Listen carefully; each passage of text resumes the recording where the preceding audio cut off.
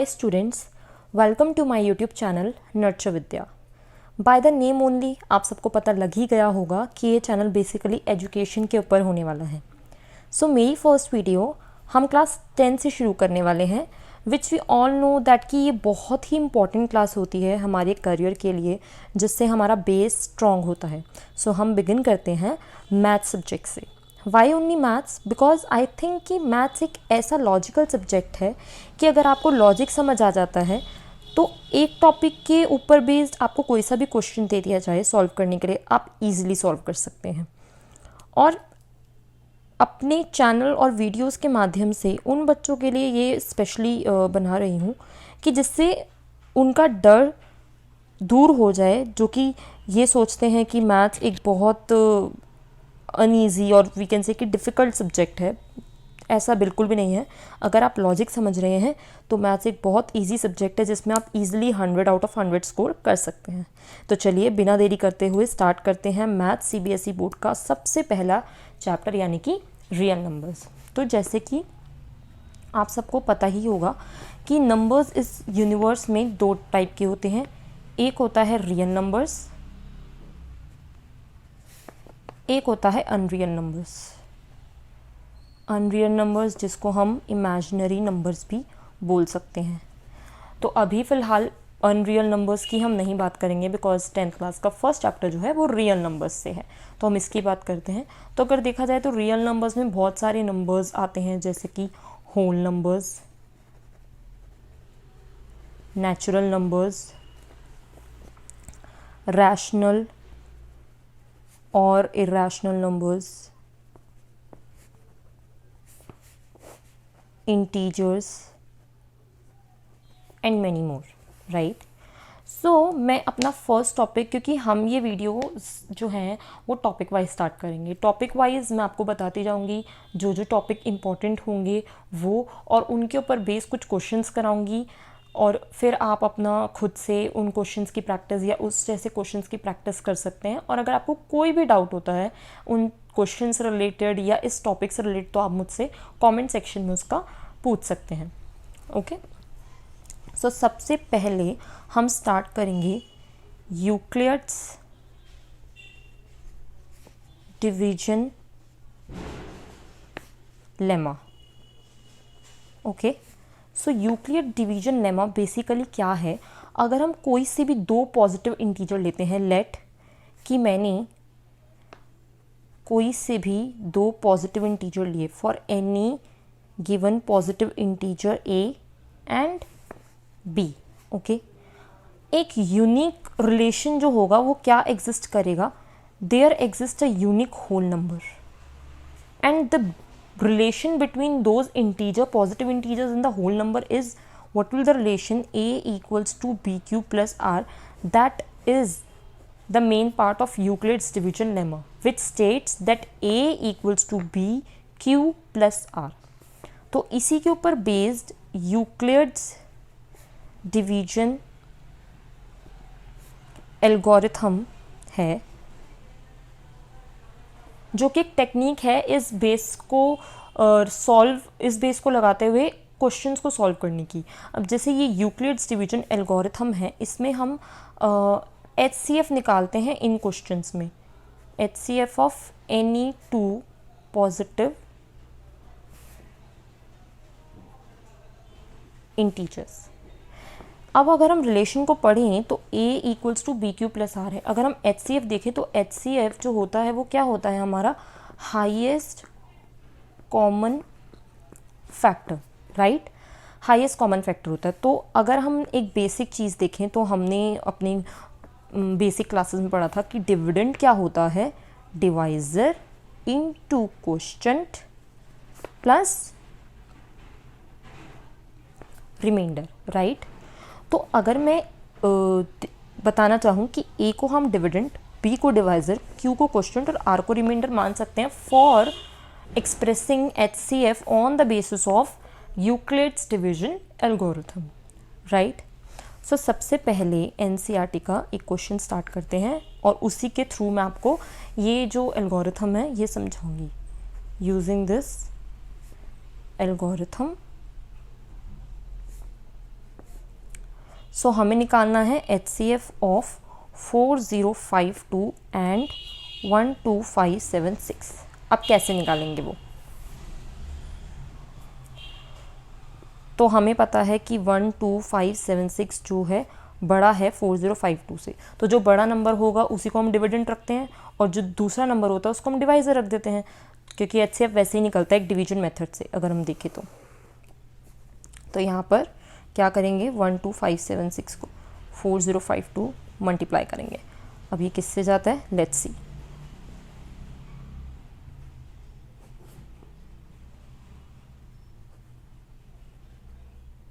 अगर हम देखें तो ये 3 से जाएगा, तो अगर हम लिखना चाहें तो क्या लिखेंगे 1256 that is dividend equals to divisor into question, what is the question 3, हमने किससे मल्टीप्लाई करा 3 से, और रिमाइंडर हमारा क्या बचा 420। अब एल्गोरिथम में क्या कहता है कि जब तक ये रिमाइंडर जब तक 0 ना आ जाए तब तक आप HCF स्टॉप नहीं करेंगे थ्रू दिस एल्गोरिथम, राइट। तो अभी हमारा जो है r इक्वल टू 0 नहीं आया, तो ये हमारा था फर्स्ट स्टेप। अब सेकंड स्टेप लेंगे, तो जो हमारा यहाँ डिवाइज़र था अब वो हमारा क्या बन जाएगा डिविडेंड, और जो हमारा यहाँ रिमाइंडर था वो क्या बन जाएगा डिवाइज़र। अब लेट्स देखते हैं कि 4052 420 से किस पे जाता है।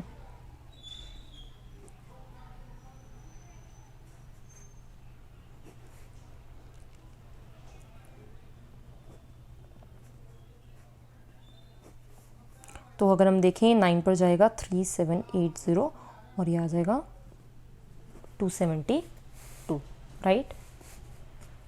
तो हम इसको लिख सकते हैं 420, फिर ये किससे मल्टीप्लाई होगा 9 से, क्योंकि ये हमारा क्वेश्चन है, और रिमाइंडर क्या बच 272। अभी भी ये नॉट इक्वल टू 0 है हमारा रिलेशन, राइट। जब ये नॉट इक्वल टू 0 है तो हम अपना थर्ड स्टेप लगाएंगे। थर्ड स्टेप क्या होगा, this will become our dividend and this will become our divisor into what, let's see.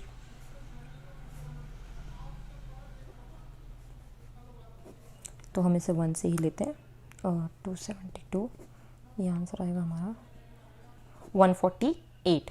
तो अब हम यहाँ लगाएंगे 1 + 148, still we don't have r equals to 0, then the next step we proceed, 272 will become dividend now, ठीक है। 148 divisor, now let's divide 272 with 148, simply it will like 148, so 24, 148 plus 124, so 148 into 1 plus 124, right, still it's not equal to 0. Like this we will follow each step जब तक ये answer हमारा r 0 के equal नहीं निकल जाता।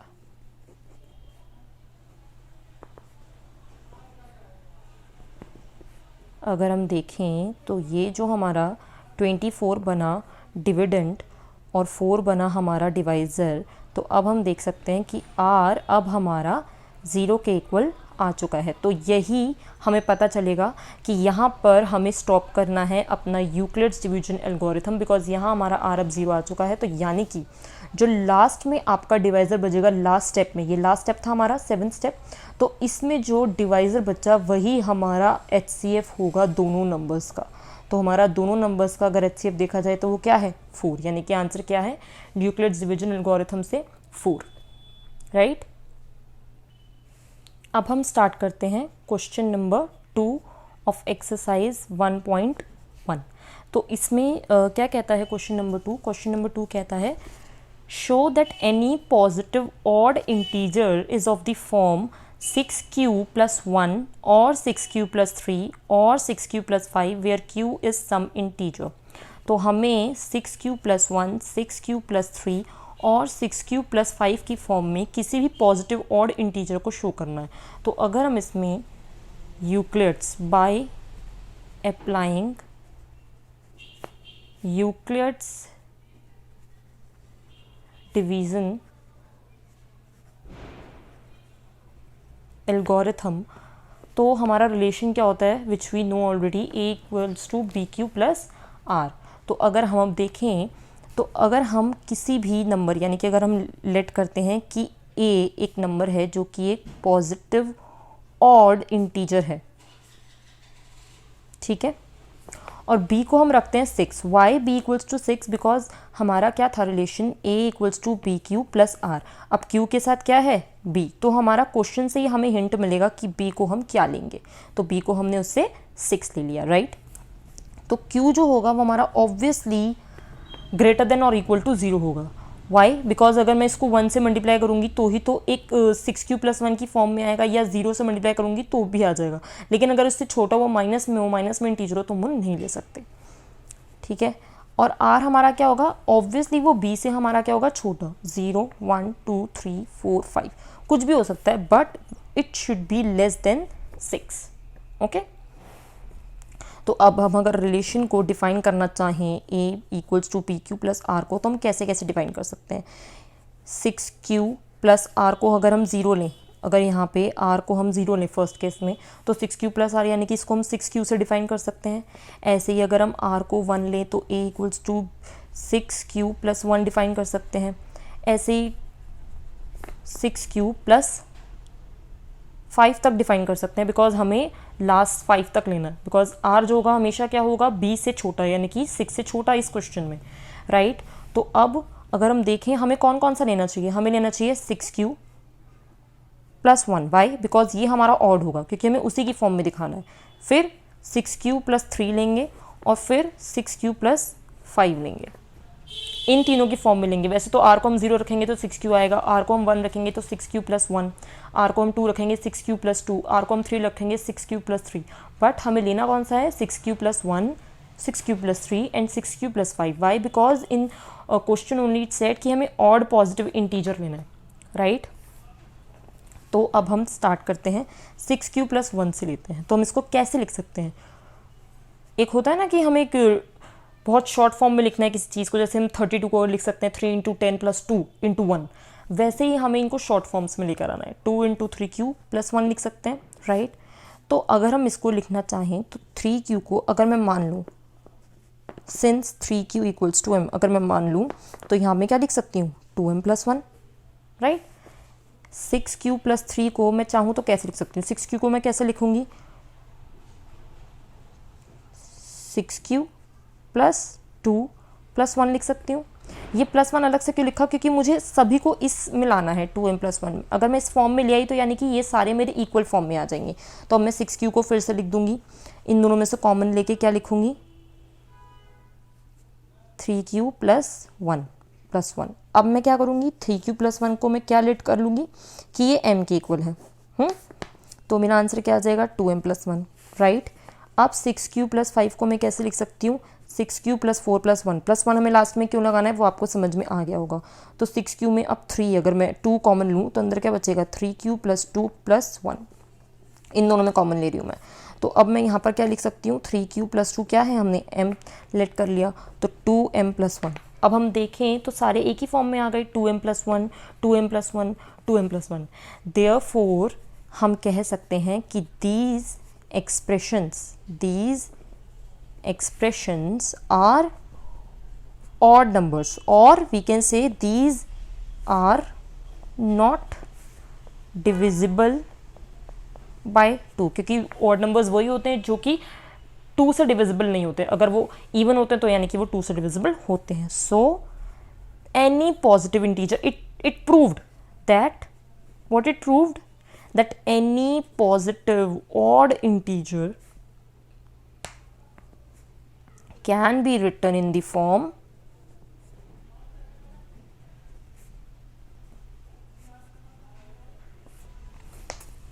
6q plus 1 or 6q plus 3 और 6q plus 5, right. So अब मैं आपको एक क्वेश्चन फर्स्ट जो है वो आप कर लेंगे, बिकॉज मैंने उसका बेसिक बता दिया, यूक्लिड्स डिवीजन एल्गोरिथम क्या है, कैसे एचसीएफ निकालना है। एक बड़ा नंबर जाए फर्स्ट पार्ट में आप 225 ग्रेटर लेकर 135, तो 225 को डिविडेंड मानकर डिवाइजेस को मानकर आप सॉल्व कर सकते हैं। सेम तरीके से आप सेकेंड और थर्ड पार्ट भी सॉल्व कर सकते हैं। लेकिन अगर आपको कोई भी प्रॉब्लम आती है तो डेफिनेटली आप मुझे कमेंट सेक्शन में लिखकर बता सकते हैं, I will definitely help you, okay. So next मैंने आपको कराई दिया क्वेश्चन 2। आई होप आप सबको समझ में आया होगा अच्छी तरीके से। Question number 3, let's read it out. An army contingent of 616 members is to march behind an army band of 32 members in a parade. The two groups are to march in the same number of columns. What is the maximum number of columns in which they can march? So अब हमसे क्या पूछा है कि maximum number of columns in which they can march. तो maximum हमने अभी क्या पढ़ा, HCF, तो HCF is the highest, highest is maximum is one of the same thing. तो यानी कि हमें HCF निकालना है। तो जैसे कि हमने फर्स्ट क्वेश्चन करा था, इसमें क्या था, ये स्टेटमेंट नहीं थी, ये ओनली एक क्वेश्चन दे रखा है, यहाँ पर एक स्टेटमेंट दे रखी है। Where we have two numbers, 616 members, and in a parade of army band, of each band is consist of 32 members. So what we have to do is, हमें यहाँ पे HCF निकालना है। 616 ग्रेटर है 32 से, तो हम इन दोनों का HCF निकालेंगे। जो आंसर आएगा उसी को हम बोलेंगे, वही मैक्सिमम नंबर ऑफ कॉलम्स होगा जिसमें मार्च कर सकते हैं एक बैंड के army members. Okay, then question number 4 मैं आपको करा रही हूँ, और question number 5 same question number 4 की तरह है, बस यहाँ स्क्वायर है और यहाँ क्यूब बन जाता है। तो अगर आपने ये समझ लिया तो डेफिनेटली आपको ये भी समझ में आ जाएगा, राइट। सो मैं आपको ये करा देती हूँ, आप ये खुद कर लीजिएगा। For any doubts you can mention below in the comment section. So what is the question number 4, use Euclid's division lemma to show that the square of any positive integer is either of the form 3m और 3m plus 1 for some integer m। So let's start with this question. So हम क्या करेंगे, हमें क्या करना है, square. उन्होंने क्या बोला, जो एक्चुअली क्या होता है ना मैथ्स में, यही होता है कि क्वेश्चन में ही आपको हिंट मिलता है कि आपको क्या करना है। सो इसमें इन्होंने क्या बताया कि square of any positive integer को हमें 3m या फिर 3m plus 1 की फॉर्म में शो करना है। तो हम यहाँ क्या लिखेंगे, square of any positive integer is of the form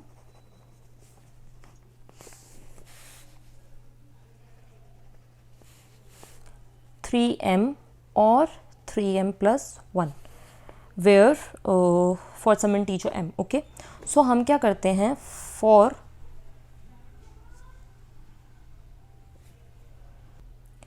so as हमें रिलेशन पता है a equals to b q plus r through Euclid's division algorithm, तो हम क्या करेंगे, लेट करेंगे कि a जो है वो एक पॉजिटिव इंटीजर है। Let a be any positive integer. So मैंने आपको पहले ही बताया था, क्वेश्चन में हिंट है। So what is the hint, 3m या फिर 3m plus 1 की फॉर्म में करना है। अगर यहाँ m को अगर हम b देखें कि वो b है, q है, तो 3 क्या होगा हमारा, b होगा, राइट। तो हम क्या करेंगे, यहाँ पर b जो है वो 3 को लेंगे। तो अगर b हमारा 3 है तो हमारा r क्या होगा, ऑब्वियसली वो 3 से कम ही होगा, क्योंकि जो r होता है वो 3 से कम ही होगा, b से कम ही होता है r, ठीक है। तो देयरफॉर अगर हम रिलेशन को लिखना चाहें तो हम लिख सकते हैं 3q plus 0 और 3q plus 1 और 3q plus 2। अब हम इसमें तीनों ही लेने पड़ेंगे, बिकॉज ना तो इसमें कोई ऑड है ना ही इसमें कोई इवन है, तो हम तीनों ही लेंगे। सो फर्स्ट ऑफ ऑल हम फर्स्ट स्टेप से लेते हैं, a equals to 3q plus 0, 0 की कोई वैल्यू नहीं होती इसलिए 3q ही लेंगे उसे। अब क्योंकि हमें उन्होंने बोला है कि स्क्वायर करना है पॉजिटिव इंटीजर का, तो हम क्या करेंगे, squaring on both side. So a square equals to 3q का whole square. So what will be the 3q का होल स्क्वायर, 9q स्क्वायर, जिसको हम लिख सकते हैं 3 कॉमन लेके 3q स्क्वायर अंदर। Why I have taken 3 as common, because answer में हमें क्या निकालना है, 3m और 3m plus 1 की फॉर्म में हमें आंसर निकालना है, तो इसलिए मैंने 3 कॉमन लिया। तो अगर मैं यहाँ पर 3q स्क्वायर को m लेट कर लूँ तो ये क्या हो जाएगा, 3m, a स्क्वायर हमारा क्या हो जाएगा, 3m, राइट।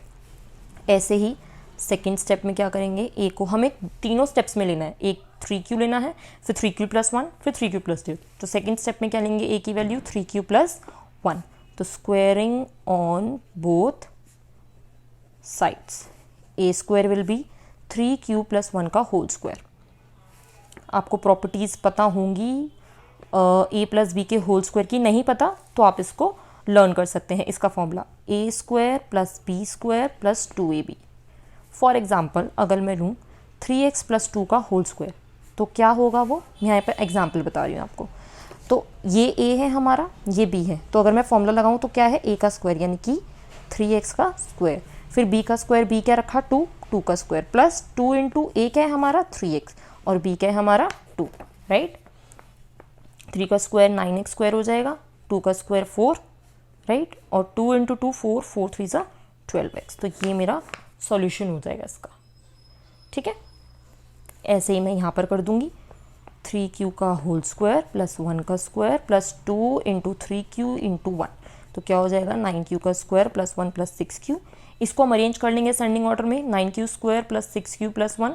जैसे कि हमें पता है कि हम प्रॉपर्टी को ऐसे भी लिख सकते हैं ax square bx plus c, constant term last में लिख सकते हैं, सो दैट वो एक असेंडिंग ऑर्डर में आ जाए। अब क्या करेंगे, जैसे मैंने पहले वाले पार्ट में बताया था कि 3 कॉमन लेने का देखना है हमें, तो यहाँ पे भी 3 कॉमन लेंगे, बट यहाँ 3 हम कॉमन नहीं ले सकते 1 में, राइट। तो हम सिर्फ इन दोनों में 3 कॉमन लेंगे। तो 3 अगर मैं कॉमन लेती हूँ तो अंदर क्या बचेगा 3q square plus 2q, am I right, और यहाँ पे प्लस 1। तो अगर हम यहाँ पर देखें कि 3q स्क्वायर प्लस 2q को हम लेट कर लें m, तो क्या लिख सकते हैं 3m प्लस 1 लिख सकते हैं इसको, राइट। ऐसे ही थर्ड स्टेप क्या होगा हमारा a equals to 3q plus 2, यही हमारा लास्ट स्टेप है, स्क्वायरिंग ऑन बोथ साइड्स। तो स्क्वायरिंग क्या करेंगे, a स्क्वायर क्या हो जाएगा 3q प्लस 2 का होल स्क्वायर। अब जैसे यहाँ प्रॉपर्टी मैंने आपको बताई थी, सेम प्रॉपर्टी आप यहाँ लगा लेंगे, 3q का होल स्क्वायर 2 का square plus 2 into 3q into 2, तो ये क्या हो जाएगा 9q square plus 4 plus 2 3 6 6 2 12q। अब इसको लिखेंगे हम, क्या बताया था मैंने, असेंडिंग ऑर्डर में। और अब हम इसको 3 कॉमन लेना है, तो ऑब्वियसली मैं 4 को स्प्लिट करके यहाँ 3 प्लस 1 लिख दूंगी, सो दैट हम इन तीनों में 3 कॉमन ले सकें। तो 3 कॉमन आ गया, 3q square plus 4q plus 1 and plus 1 बाहर। तो अब यहाँ पर लेट कर सकते हैं 3q square plus 4q plus 1 m के इक्वल है। तो सिमिलरली अगर हम इसको m मान लिया है तो ये किसके इक्वल आ गया 3m प्लस 1 के। यानी कि अगर क्वेश्चन के अकॉर्डिंग जाया जाए तो square of any positive integer is of the form और should be of the form 3m और 3m प्लस 1। तो वही हमने प्रूव कर दिया कि चाहे हमने इसको 0 लिया, 1 लिया या 2 लिया, हमारा आंसर क्या क्या आया 3m, 3m plus 1, 3m plus 1, right. तो हम क्या लिखेंगे, yes it can be said that any positive integer is of the form 3m और 3m plus 1, hence it is proved. So यहीं पर हमारी 1.1 एक्सरसाइज ख़त्म होती है। आई होप आप सबको ये एक्सरसाइज समझ में आई होगी, बेसिक समझ में आया होगा, इसके पीछे का लॉजिक समझ में आया होगा, क्या लॉजिक्स लग के क्वेश्चंस हुए हैं। अगर आपको लॉजिक और बेसिक समझ में आ गया है तो आप फिर कोई सा भी क्वेश्चन कर सकते हैं, चाहे वो CBSE का हो, चाहे वो किसी और ऑथर की और किसी ऑथर का हो। आप किसी भी बुक में से किसी भी क्वेश्चन को उठा के आप कर सकते हैं। और उसके आप कोई भी क्वेश्चन करें, किसी भी क्वेश्चन में आपको कोई भी प्रॉब्लम आती है, so I am there for you always. You can just mention your question in the comments and I will be answerable to you, right.